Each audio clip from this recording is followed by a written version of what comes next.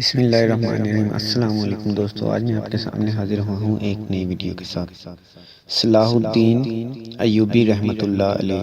صلاح الدین ایوبی تاریخ اسلام کے نامور مجاہد اور عظیم سپہ سالار تھے۔ آپ کا اصل نام یوسف تھا۔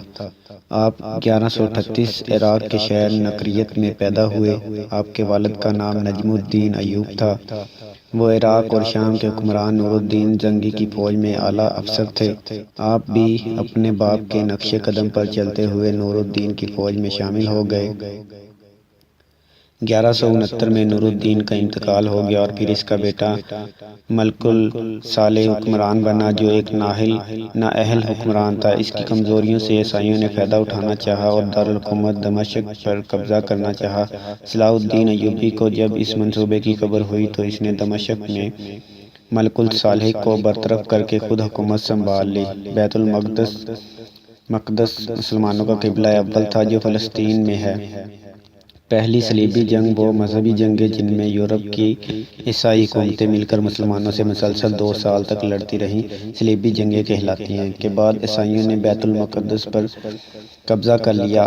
آپ اسے آزاد کروانا چاہتے تھے۔ 1187 میں آپ نے یروشلم، جس میں بیت المقدس ہے، پر منجنیق کے ذریعے حملہ کر دیا۔ آخرکار شہر والے ہتھیار ڈالنے پر مجبور ہو گئے۔ صلاح الدین ایوبی کا سب سے بڑا کارنامہ بیت المقدس کی فتح ہے۔ پہلی صلیبی جنگ کے بعد مسلمانوں پر جو ظلم ڈھائے گئے تھے، آپ نے ان کا بدلہ نہ لیا بلکہ اعلان کر دیا کہ عیسائی فدیہ ادا کرتے ہوئے 40 دن کے اندر چلے جائیں۔ آپ نے بہت سے شہریوں سے فدیہ نہ لیا۔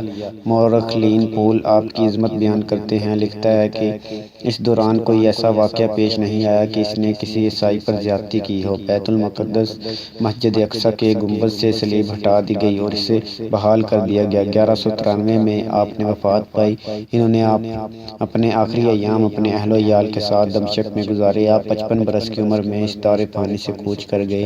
انہیں دمشق میں بنوامیہ مسجد کے پہلو میں دفن کیا گیا۔ دوستو، اگر ویڈیو پسند آئی ہو تو ویڈیو کو شیئر ضرور کریں اور ساتھ ہی بیل آئیکن کو دبائیں اور سبسکرائب کریں۔